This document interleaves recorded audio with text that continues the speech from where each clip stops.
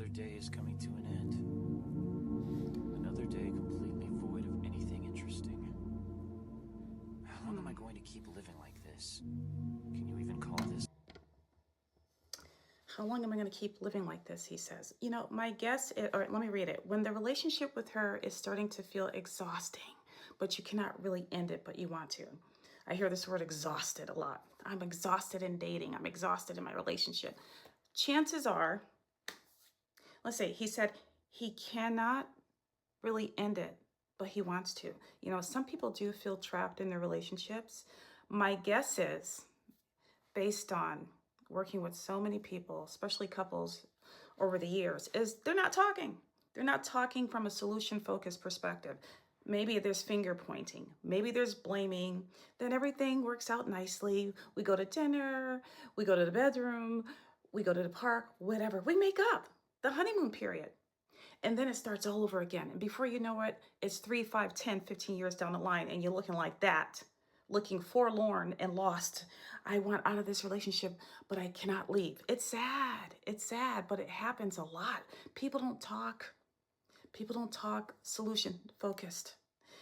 If you are in a relationship or married, you are a team.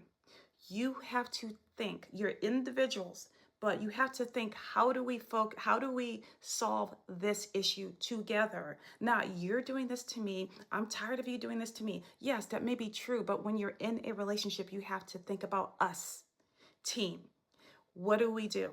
What are our resources? What is available to us? Let's go talk to pastor if you belong to a church.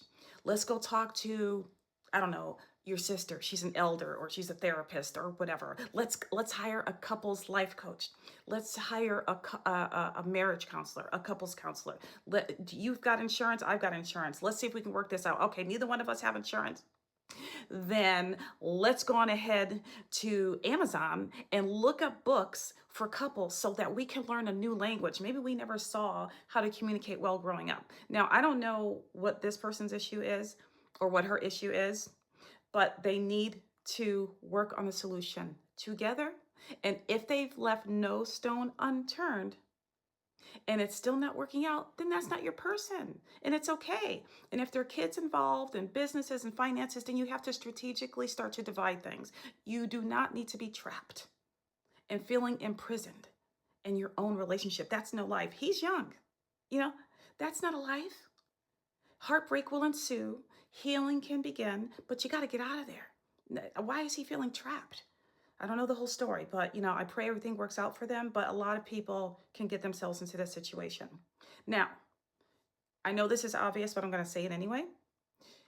If you're in a dangerous situation, this is a different scenario, okay? You can't work it out with someone who is physically harming you. You got to think like a 3-star general. You got to see the whole map and be strategic and then execute stealthily for your safety. But for the average person in this type of situation, there is a way out. You don't have to be exhausted. You gotta not leave stones unturned if that person is worth it to you. But if they're not, and you're being violated, the person speaking down to you, they're yelling at you, you communicated your boundaries and they keep violating it, it's time to go. But move with safety. All right.